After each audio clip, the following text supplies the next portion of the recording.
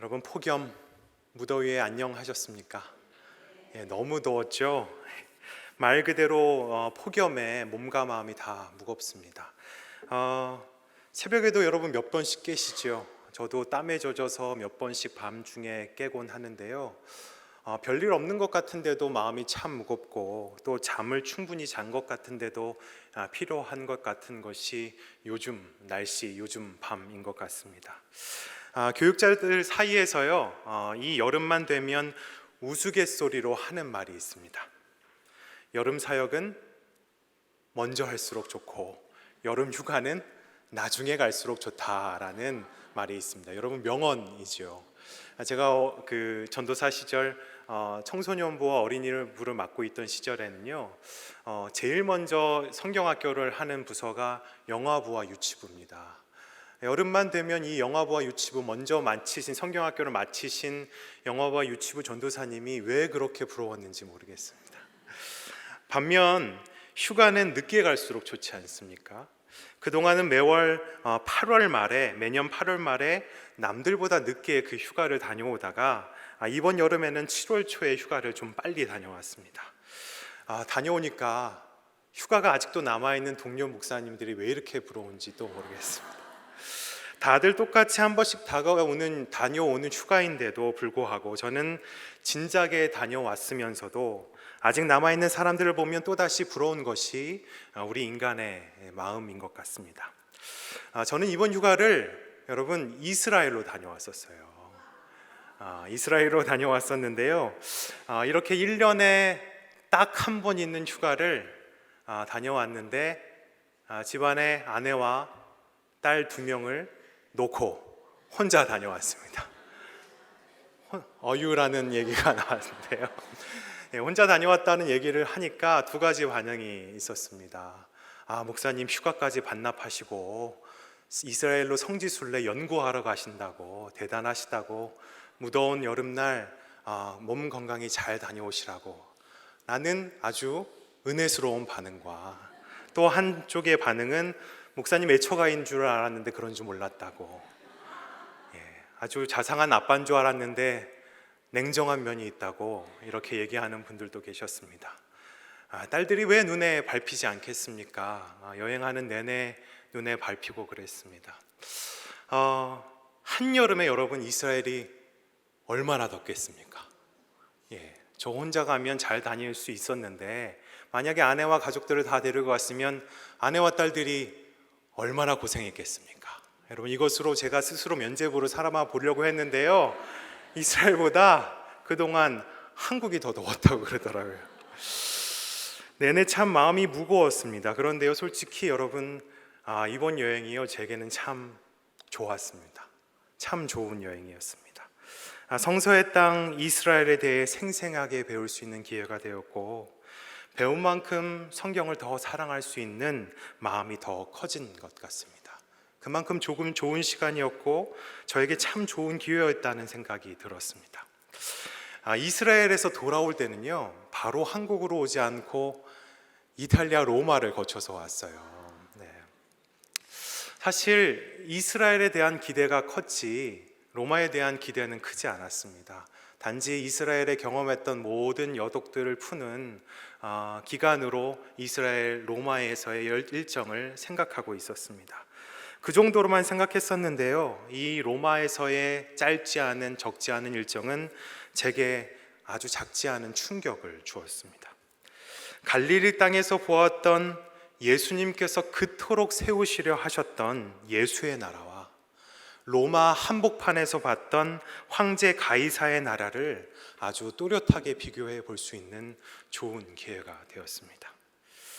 결국 여러분 이 땅에 산다는 것도 그렇지요, 예수님이 꿈꾸셨던 예수님의 나라, 하나님의 나라와 애굽 왕 바로에서부터 로마 황제 가이사로 이어지는 이 2 나라 사이의 경계선 위에서 갈팡질팡하며 그 중간에 선을 걸어 나가려고, 때론 예수님의 나라에 속하려고 애를 쓰며 사는 것이 우리의 인생들 그러한 현실의 삶이지 않습니까?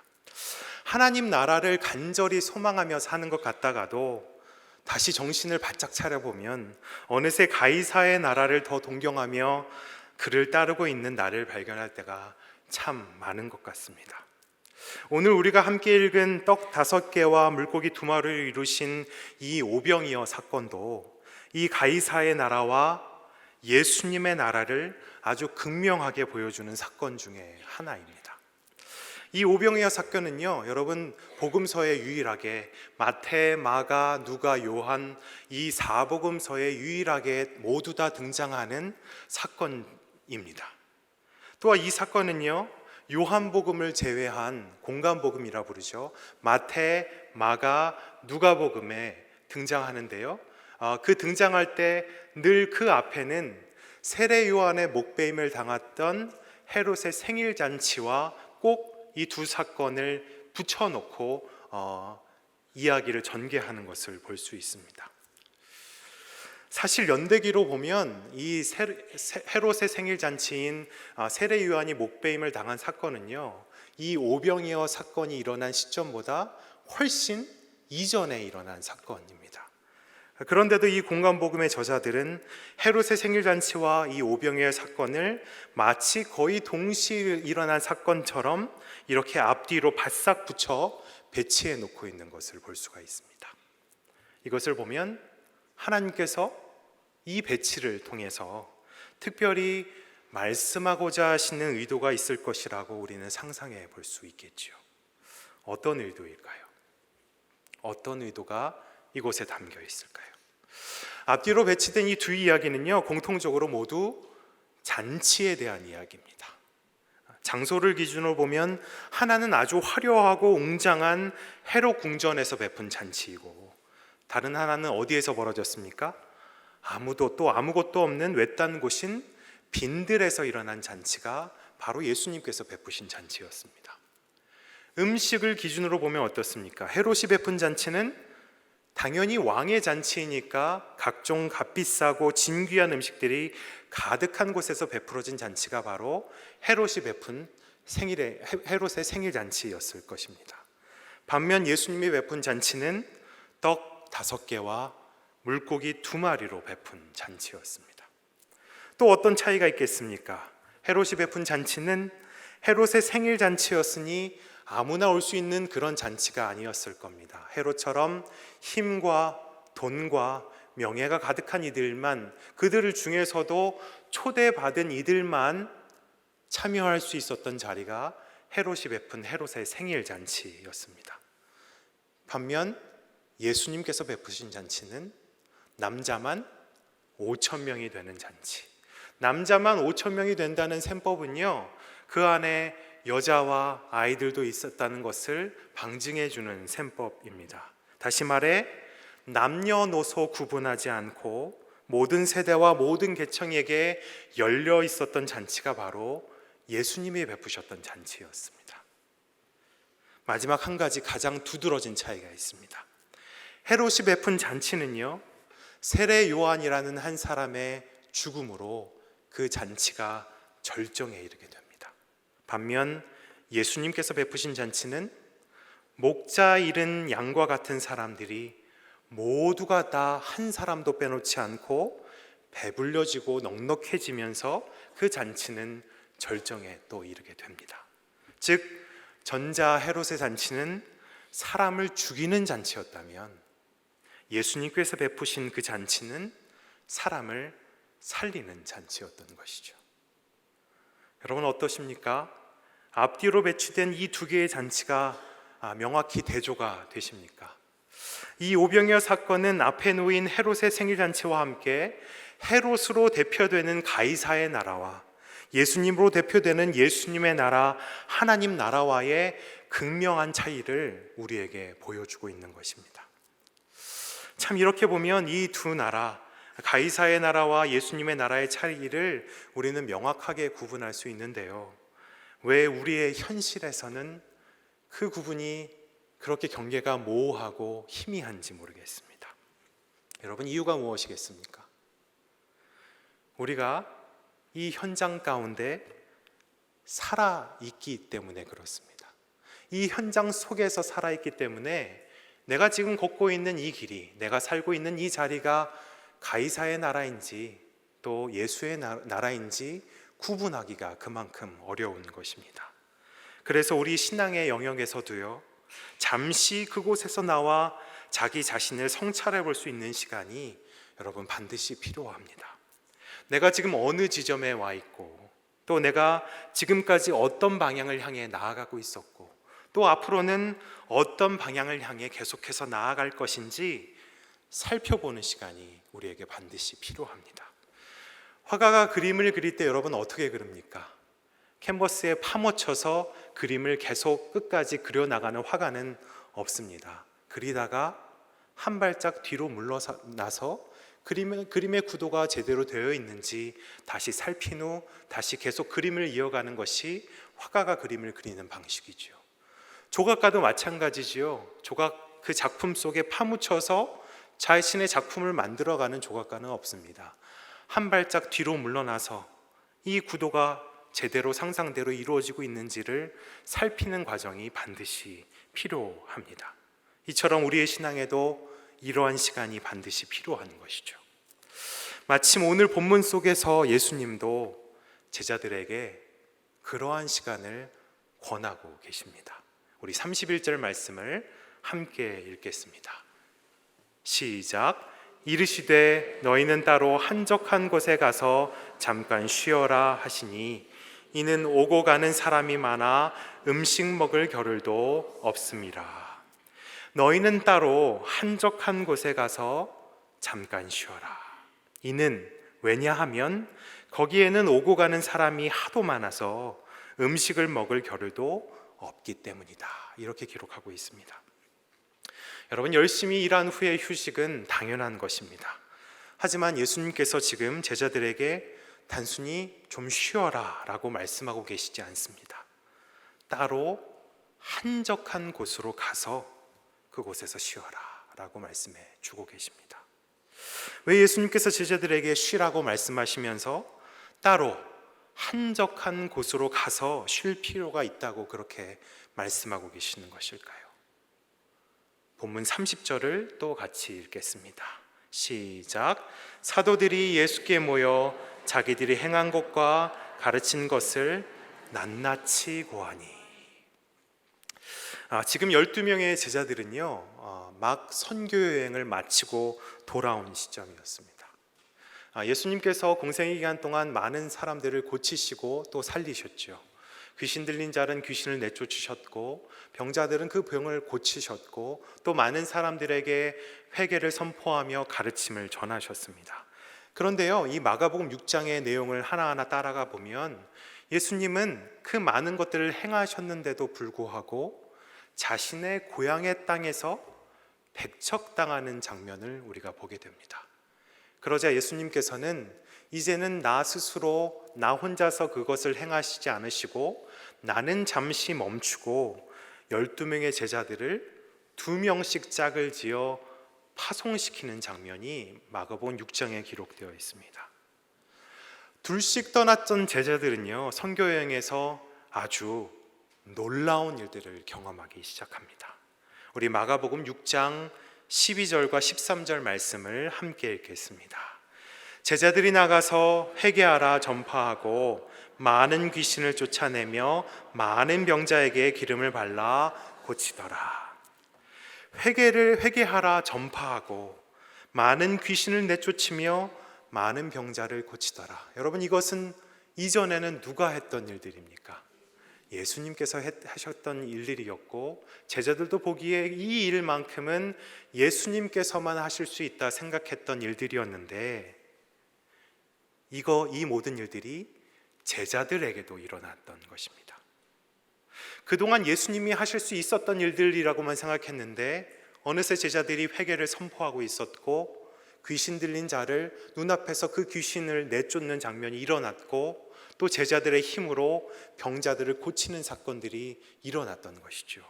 여러분, 제자들의 기분이 어떠했을까요? 매우 흥분됐을 겁니다. 매우 그 마음이 부풀었을 겁니다. 이 상태를 여러분, 마가복음 기자는 제자들이 예수께 모여 자기들이 행한 것과 가르친 것을 낱낱이 고했다는 표현으로 당시의 제자들의 마음의 상태를 우리에게 보여주고 있습니다. 여러분, 낱낱이 고했다라는 표현이 어떤 겁니까? 빠짐없이, 숨김없이 다 얘기했다라는 표현이죠. 그런데 여러분, 본문에 보면요, 예수님께서 제자들에게 그간 어떤 일이 있었느냐라고 물으시는 장면이 나와 있지 않습니다. 예수님께서 묻지도 않으셨는데 지금 제자들은 신이 나서 그동안 있었던 일들을 낱낱이 빠짐없이 다 얘기하고 있던 것입니다. 여러분, 밖에 놀다가 신이 나선 돌아온 아이는 어떻게 합니까? 물어보지 않았는데도 밖에서 어떠한 일이 있었는지 하나하나 낱낱이 다 얘기하지 않습니까? 신이 나서 그런 겁니다. 시키지도 않았는데 춤을 추고 시키지도 않았는데 노래를 부르는 아이는 그만큼 밖에서 신이 났다는 것을 보여주는 것이죠. 제자들도 그러했던 것 같습니다. 신났습니다. 또한 마음이 아주 부풀어 있었습니다. 그만큼 의욕과 자신감도 충만했을 것입니다. 이제 어떤 사람, 어떤 완악한 자가 내 앞에 와도 그 모든 사람을 내가 회개시킬 수 있겠다라고 제자들이 생각했을 겁니다. 또한 어떠한 강력한 귀신 들린 자가 내 앞에 다가온다 하더라도 나는 무서워하지 않고 그에게서 그 모든 귀신을 내쫓을 수 있다라고 생각했을 것입니다. 또한 어떤 심각한 병에 걸린 자가 나를 찾아온다 하더라도 예수님 없이도 내가 그 자를 고칠 수 있을 것이라고 생각해 내었을 것입니다. 이것이 제자들의 마음이었습니다. 내가 뭐든 할 수 있을 것 같은, 여러분, 이러한 적극적인 사고방식이나 긍정의 힘이나 충만한 의욕이나 자신감은요, 각종 처세술이나 자기개발서에서 공통적으로 우리에게 언급해 주는 주제입니다. 그만큼 우리에게 주는 유익도 참 크지요. 하지만 여러분, 우리가 잘 알고 있다시피 그만큼 때로 우리에게 문제를 일으키기도 하는 감정이 이 자신감, 넘치는 의욕, 긍정적인 사고방식, 적극적인 사고방식이 갖는 또 다른 이면입니다. 특별히 자기 열정이 과도한 사람은요, 타인에게 억압적이기도 쉽습니다. 이것을 해야 되니까요. 이것을 반드시 내가 결정하고 내가 판단한 이것을 반드시 이루어내야 되니까요. 내 판단으로 볼 때 저것은 모두에게 옳은 것이니까요. 어떤 것은 어떻게든 이것을 해서 저 사람에게 기쁨을 줘야 되니까요. 그래서 때론 그 사람을 돕는 것 같다가도 그 사람에게 억압적이기 쉬운 것이 바로 이러한 감정들이죠. 결과적으로 또 표면적으로는 타인을 위해 행동하는 것처럼 보이지만 결국 자기 생각과 자기 만족을 위해 또 자기 열정을 채우기 위해 타인을 도구로 삼아서 함부로 하는 것과 다르지 않습니다. 또 그런 사람은 내 만족을 채우기 위해 부족하다고 생각하는 대상이라면 쉽게 무시해버리거나 외면해버리기까지 합니다. 오늘 본문 속 제자들에게서도 그러한 모습을 우리는 조금 엿볼 수가 있습니다. 예수님과 제자들이 한적한 곳으로 갔습니다. 그곳으로 가자 그곳에는 이미 큰 무리가 모여 있었다라고 성경은 우리에게 말씀해 주고 있습니다. 몇 명이었습니까? 남자만 해도 5,000명이나 되는 아주 큰 무리였습니다. 뒤늦게 도착한 예수님과 제자들은 이 광경을 동시에 목격하게 됩니다. 우리 34절의 말씀입니다. 함께 읽겠습니다. 예수께서 나오사 큰 무리를 보시고 그 목자 없는 양 같음으로 인하여 불쌍히 여기사 이에 여러 가지로 가르치시더라. 먼저 성경은 그 큰 무리, 먼저 도착한 한적한 곳에 먼저 도착한 그 큰 무리를 보고 예수님께서 어떤 반응을 보이셨는지를 우리에게 보여주고 있습니다. 예수님께서 그들을 보시고는 어떻게 생각하셨습니까? 목자 없는 양 같음을 인하여 불쌍히 여기셨다라고 말씀해 주고 있습니다. 그래서 여러 가지 방법으로 여러 가지 뜻으로 그들을 가르치셨다라고 성경은 우리에게 말씀해 주고 있죠. 여러분, 예수님께서 왜 그들을 불쌍히 하게 보이셨을까요? 그들을 왜 불쌍하게 보고 계셨을까요? 행색과 몰골이 지저분하기도 했던 것일까요? 예수님은 특별히 그들을 목자 없는 양 같음으로 불쌍히 여겼다라고 성경은 지금 말씀해 주고 있습니다. 바로 앞절인 여러분 33절에 의하면 그들은 어디로부터 왔습니까? 모든 고을로부터 왔다라고 성경은 기록하고 있습니다.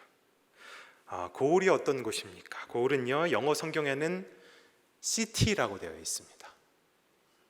헬라어 성경에는요, 폴리스라고 되어 있습니다. 시티, 폴리스, 어디입니까? 도시입니다.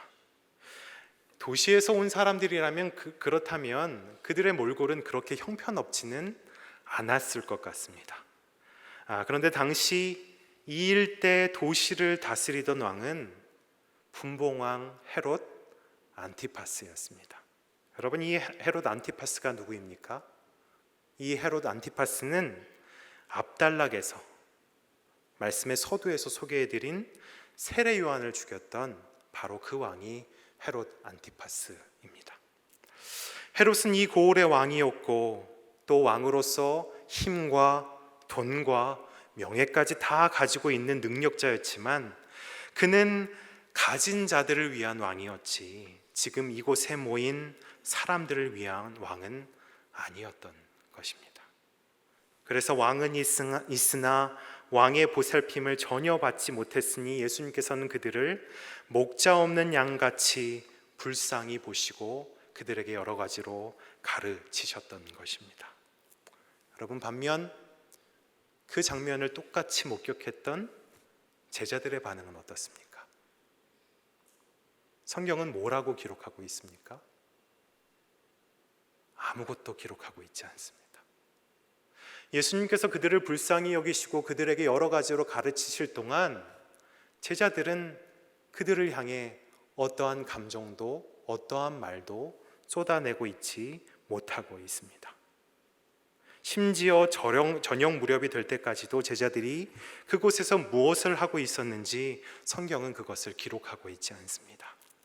한참이 지나서야 침묵을 깨고 내뱉은 제자들의 한마디가 그들이 그동안 어떤 마음의 상태였는지를 짐작해 볼 수 있게 합니다. 우리 36절 말씀을 함께 읽겠습니다. 시작. 무리를 보내어 두루 촌과 마을로 가서 무엇을 사 먹게 하옵소서. 제자들이 한 말입니다. 무리를 보내어 예수님 두루 촌과 마을로 가서 무엇을 사 먹게 하옵소서. 지금 제자들이 예수님께 그렇게 말하고 있습니다. 여러분, 이 구절만 보면요, 제자들이 그 무리가 걱정이 돼서 예수님께 하는 말처럼 보입니다. 그런데 영어 성경을 보면 제자들의 그 의도가 더 분명하게 보입니다. They may go into the surrounding countryside and village. 그들을 보내서 가게 해서 주변의 촌과 마을로 가게 해 주십시오. And buy themselves something to eat. 그래서 그들 자신으로 하여금 먹을 수 있는 것을 사게 하십시오 라고 기록하고 있죠. 제자들이 함께 가겠다고 하는 말입니까? 무슨 말입니까? 아니죠. 우리는 여기 남아있을 테니 저들 스스로 하여금 그냥 주변에 있는 촌과 마을로 가게 해서 그들 스스로 그냥 먹게 해 주십시오 라고 제자들은 예수님께 말하고 있는 것입니다. 걱정이 돼서 하는 말 같지만 결국 제자들이 한 말의 본래 의도는 그들 스스로 알아서 해결하게 합시다. 쉽게 말해서 제자들은 그들이 귀찮았던 것입니다. 아마도 예수님께서 가르치시는 내내 그 무리들을 바라보는 제자들의 눈빛은 그리 따뜻하지 않았을 것 같습니다. 예수님께서 분명히 제자들에게 쉬라고 하셨는데 그곳까지 사람들이 몰려왔으니 이들을 곱게 보이지는 않았을 것입니다. 제자들은 빨리 그 귀찮은 사람들을 어서 돌려보내고 어서 쉬고 싶어 애가 탔을 것입니다. 하지만 예수님께서는요, 제자들의 이 애가 타는 마음, 귀찮아하는 마음, 부담스러워하는 마음을 아시는지 모르는지 한 걸음 더 나아가십니다. 우리 37절 상반절만 읽도록 하겠습니다. 37절입니다. 대답하여 이르시되 너희가 먹을 것을 주라 하시니. 예수님께서 말씀하십니다. 너희가 먹을 것을 주라. 너희가 먹을 것을 주라. 이 사람들을 근처 마을로 보내서 각자 알아서 먹게 하시지요 라는 제자들의 말에 예수님께서는 너희가 먹을 것을 주라고 그렇게 말씀하고 계십니다. 예수님의 이 의도를, 말씀하시는 의도를 보면요, 예수님의 말씀하신 것의 방점은 먹을 것에 있기보다 너희가 라는 말에 있는 것 같아 보입니다. 너희가 먹을 것을 줘라. 너희가 줘라. 이렇게 말씀하고 계십니다. 그 말씀에 제자들은 어떻게 반응을 보입니까? 37절 하반절입니다. 시작. 여짜오되 우리가 가서 200데나리온의 떡을 사다 먹이리이까. 예수님 무슨 말씀이십니까? 우리에게는 그럴 만한 능력이 없습니다. 예수님 아시지 않습니까? 우리에게는 저 모든 사람들을 먹일 만한 능력이 없다는 것을 예수님이 더 잘 아시지 않습니까? 여러분, 아주 현실적인 대답입니다. 그런데 여러분 분명히 기억하고 계시죠? 불과 몇 시간 전까지만 해도 제자들에게 어떤 일이 있었습니까? 예수님께서 하셨던 그 모든 일을 대신했던 자들이 바로 제자들의 모습이었습니다. 아무것도 하지 못할 것만 같았던 제자들이 회개케 하고, 사람을 회개케 하고, 또 귀신 들린 자를 내어쫓고, 또한 병 들린 자를 고쳤던 자들이 바로 제자들이었습니다. 나는 아무것도 하지 못했다라고 생각했는데 그 모든 은혜를 경험했던 자들이 바로 제자들의 몇 시간 전의 모습이었습니다. 그런데요, 제자들은 이제 자신들의 충만한 그 자신감에 빠져 있다 보니까 제자들에게는 예수님께서 분명히 불쌍히 여기셨던 그 사람들을 내 마음 가운데 받아들일 마음의 공간과 여유와 겨를이 제자들에게는 없었던 것입니다. 여러분, 자신감이라고 하는 것은 무엇입니까? 내 안에 나로 가득 채우는 것이, 그런 상태에서 우러나오는 것이, 그런 감정이 바로 자신감입니다. 나로 꽉 차 있는 사람에게 타인을 위한 공간은 있을 수가 없겠죠. 나를 가리키는 한자어가 무엇이죠? 자아라는 단어입니다. 자아는 스스로 자자와 나자를 쓰는 단어이지요. 그 중에서도 여러분 나자라는 단어의 그 생김새를 아십니까? 손을 가리키는 손수자와 창을 가리키는 창과자가 합쳐진 단어가 나를 가리키는 나자의 모습입니다. 여러분, 손에 창을 들고 있다라는 것이 무엇입니까? 왜 창을 들고 있겠습니까? 그만큼 지킬 것이 많다는 겁니다. 뭔가 지킬 것이 많은 사람은요, 그만큼 늘 긴장 상태에 있는 사람일 것입니다. 상대가 나를 함부로 대할 수 없도록 나를 크고 근사하게 매 순간 포장해야 합니다. 나를 포장하는 데에 모든 힘을 쏟고 있을 테니 결코 그 사람에게는 타인을 수용할 만한, 타인이 머물고 갈 만한 공간과 여유와 겨를도 없는 것이 당연하겠지요. 그렇다면 여러분, 참다운 쉼이라고 하는 것은 아마도 무엇보다 내 자신을 먼저 내려놓는 순간 그것을 경험하게 될 것이 분명합니다. 예수님께서는 오늘 제자들에게 그런 쉼을 주고 싶으셨습니다. 너희는 따로 한적한 곳으로 가서 잠깐 쉬어라. 너희는 따로 한적한 곳으로 가서 잠깐 쉬어라. 본문에서 한적한 곳이라는 단어가 나오는데요, 본문 전체로 보면 이 한적한 곳이라는 단어가 여러 번 등장하는 것을 볼 수 있습니다. 먼저 31절에 처음 등장하는데요, 영어 성경으로는 이렇게 쓰여 있습니다. quiet place, quiet place, 조용한 곳이라는 뜻이지요. 32절에서는 solitary place라고 되어 있습니다. 고독한 곳이라는 뜻입니다. 35절로 가면 이 같은 곳을 가리키는 또 다른 표현이 나오는데요, 빈들이라는 단어를 사용하고 있습니다. 말 그대로 비어있는 들판이라는 뜻이죠. 여러분, 비어있는 들판을 한자로 표기하면 어떻게 표기할 수 있습니까? 빌 광자에 들 야자를 써서 광야라고 표현할 수 있습니다. 즉 예수님께서는요, 지금 나 자신으로 가득 차 있는 제자들에게, 그래서 어떤 누구도 들어올 수 없는 공간과 여유가 없는 제자들에게 아주 고요하고도 고독하고 텅 빈 광야로 지금 초청하고 계시는 것입니다. 여러분, 그러면 왜 하필 광야일까요? 제가 이번 여름 휴가 때 이스라엘에 다녀오면서 광야를 반나절 이상 들어가 볼 기회가 있었습니다. 한번 들어가 보니까요, 여러분, 광야라는 이름을 참 잘 졌다라는 생각이 들었습니다. 그만큼 아무것도 없고 텅 비어 있고 메마른 땅이 바로 광야의 모습이었습니다. 베두인 2명이 이끄는 지프차를 타고 이동했는데요, 그냥 도시를 그 2사람이 이끌었다면 아무렇지도 않았을 텐데 광야를 이 2사람이 이끌고 가니까 마치 납치당하는 기분까지 들었습니다.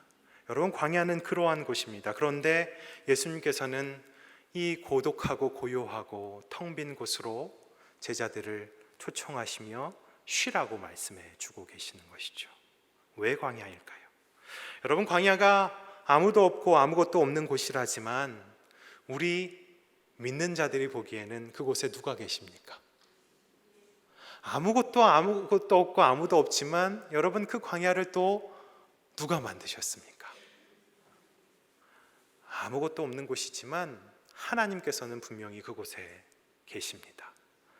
다시 말하면 아무것도 없고 아무도 없는데 하나님이 계신 곳이라면, 여러분, 다시 말하면 그 광야는 하나님만 계신 곳이 바로 광야의 모습이지 않겠습니까? 주변에 아무것도 없고 여러분, 하나님만 계시니 얼마나 우리는 그곳에서, 광야에서 하나님을 잘 만날 수 있겠습니까? 다시 말해, 지금 예수님은 제자들에게 하나님을 그 어느 곳보다도 가장 잘 만날 수 있는 자리로 그 제자들을 초청해 주고 계시는 것입니다. 그리고는 그곳에서 잠깐 쉬어라 라고 말씀하십니다. 왜 잠깐 쉬라고 말씀하셨을까요? 무서운 곳이니까 그러셨을까요? 아니지요. 여러분, 잠깐이라는 말은 무슨 말입니까? 5분, 10분, 짧은 시간, 물리적인 시간을 가리키는 말이기도 하지만 잠깐 거기서 머물라는 말은 다시 돌아와야 할 자리가 이 자리라는 것을 전제로 하는 표현이 바로 잠깐이라는 말입니다. 잠깐 그곳으로 가서 너희가 알아야 할 것을, 너희가 만나야 할 분을 꼭 만나고 꼭 알고 꼭 얻고 다시 돌아왔으면 좋겠다라고 지금 예수님께서 제자들에게 말씀해 주고 있는 것입니다. 여러분, 광화문에 있는 한 대형 서점에 가면요, 이제는 모두에게 잘 알려진 유명한 문구가 하나 있습니다. 사람은 책을 만들고 책은 사람을 만든다. 아주 유명한 명언으로 자리 잡았는데요. 그런데 사실 이 말은요, 영국의 총리였던 윈스턴 처칠이 처음에 했던 말을 차용한 말입니다. 원래 말은 이렇습니다. 사람은 공간을 만들고 공간은 사람을 만든다. 이것이 원래 처칠이 했던 말입니다. 모든 공간은 사람이 만드는 것이지만 사람이 어떤 공간에 가면 그 사람은 그 공간의 지배를 받아서 그 공간이 품고 있고 그 공간이 꿈꾸고 있고 그 공간이 지향하고 있는 것과 같은 것을 지향하는, 꿈꾸는, 마음에 품는 그런 사람이 된다라는 것을 의미하는 말이죠. 이처럼 광야가 여러분 하나님을 가장 잘 만날 수 있는 공간이라는 것을 아시는 예수님께서 제자들을 그 광야 가운데로 초청하고 계신 이유는, 그것도 잠깐 왔다가 다시 자기 자리로 돌아가기로 바라신 이유는 아마도 제자들의 마음이 그 광야와 같기를 무엇보다 바라셨기 때문에 그들을 초청한 것이 아니겠습니까? 광야가 어떤 특정한 나의 밖에 있는 외부의 장소가 아니라 바로 내 마음이 그 광야와 같다면 그보다 행복한 일은 우리에게 없을 것입니다. 그래서 예수님께서는 제자들을 지금 이 광야로 초청하고 계시는 것이죠. 그리고는 이제 예수님께서는 본격적으로 우리가 잘 알고 있는 오병이어 사건을 일으키십니다. 먼저 예수님은 이 제자들을 통해서 무리들을 100명 혹은 50명씩 앉도록 하십니다. 또한 예수님께서는요, 그냥 직접 먹이시지 않으시고 이 제자들을 통해서 무리들을 하나하나 먹일 수 있도록 하십니다. 그리고는 예수님께서는요, 이 제자들이 거기 모인 무리들과 함께 모두가 함께 배불리 먹고 누리는 기쁨을 함께 누릴 수 있도록 하셨습니다. 다시 말해 예수님께서는 무리들을 먹이실 때에 그 모든 행동, 그 모든 과정을 직접 하지 않으시고 제자들을 통해 행하셨던 것입니다.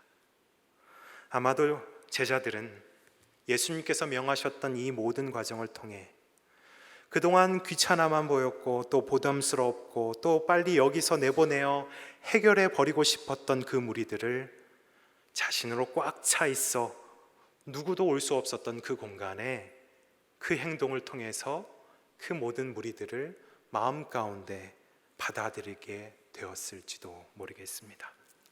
그동안 그 무리가 귀찮았던 것은 그들의 존재 자체가 귀찮기 때문이 아니지요. 그들을 바라보는 자신의 마음 안에 그들을 위한 공간이 없었기 때문이라는 것은 제자들은 그 순간 깨닫게 되었을 것입니다.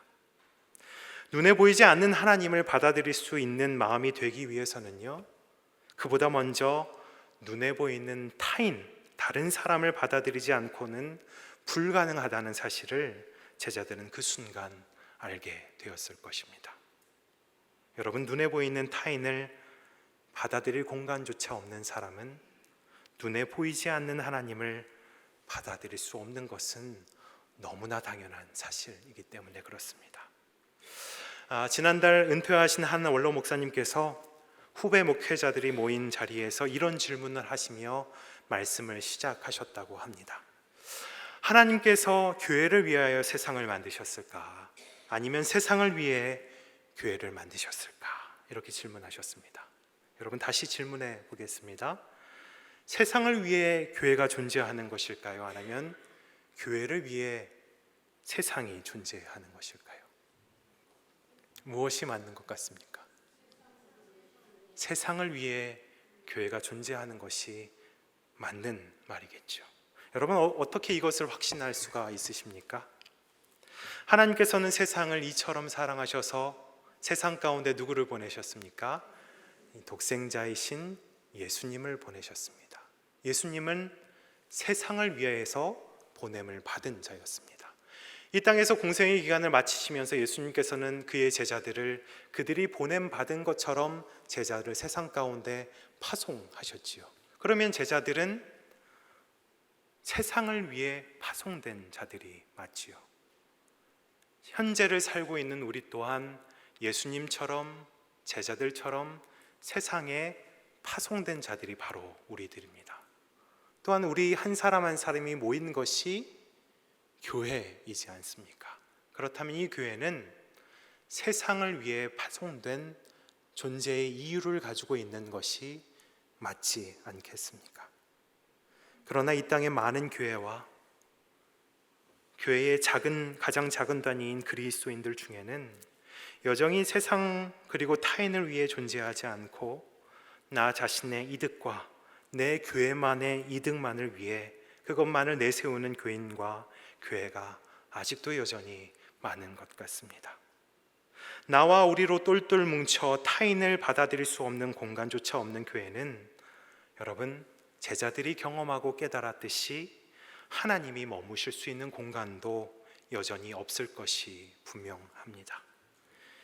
교회임에도 불구하고 하나님이 머무실 수 없으니 여러분, 그곳을 어찌 여전히 교회라고 부를 수 있겠습니까?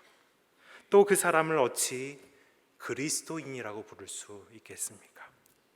이처럼 타인을 위한 공간은 하나님을 위한 공간이 내 안에 있는지 없는지의 여부를 보여주는 아주 중요한 잣대가 됩니다. 저 사람이 타인을 섬기는지 그렇지 않은지, 다른 사람을 받아들이는지 그렇지 않은지를 보고 그 사람 마음 가운데 하나님이 계신지 그렇지 않은지를 판단하는 중요한 잣대가 된다는 말입니다. 그렇다면 불편함을 기꺼이 감수하며 누군가에게 내 마음의 공간을 내어줄 때 우리는 그보다 더 큰 기쁨과 쉼과 안식을 누릴 수 있는 자리가 또 어디 있겠습니까? 여러분, 무더위, 폭염을 지금 우리는 지나고 있습니다. 더울수록 어떻습니까? 불쾌지수가 올라가시지요. 그럴수록 타인을 위한, 다른 사람을 위한 공간이 우리 마음 가운데 점점 더 줄어들고 있는 것을 우리는 보게 됩니다. 여러분, 그럴 때일수록 오늘 우리에게 권하시는 예수님의 이 권면을 따라 다시 따로 한적한 곳으로 가서 잠시 쉬어서 우리 또한 그곳과 같이 타인과 하나님을 위해 불편하지만 기꺼이 그 공간을 내어드릴 수 있는, 그렇게 이 땅에 교회와 그리스도인의 존재 이유에 따라 살아갈 수 있는 저와 여러분 다 되실 수 있기를 살아계신 우리 주 예수 그리스도의 이름으로 축원합니다. 기도하시겠습니다. 하나님 아버지, 우리의 존재 이유가 내가 아님을 기억하며 살아가는 교회와 그리스도인들 다 될 수 있기를 소원합니다. 세상은 점점 더 내 안에 나를 채워야 한다고 말하지만 하나님, 그 가이사의 나라의 소리에 속지 않게 하시고 내가 아닌 누군가와 하나님을 위해 내 마음의 공간을 기꺼이 내어드릴 수 있는 우리의 마음의 그 한적한 곳 될 수 있도록 우리를 붙잡아 주시옵소서. 하나님, 우리는 너무나 연약하고 부족합니다. 우리를 불쌍히 여겨주셔서 무엇보다 우리 마음이 한적한 곳 되기를 바라시며 날마다 그 한적한 곳으로 초청하시는 예수님의 그 간절한 권면을 기억하며 살아갈 수 있도록 우리를 붙잡아 주시옵소서. 예수 그리스도의 이름으로 기도합니다. 아멘.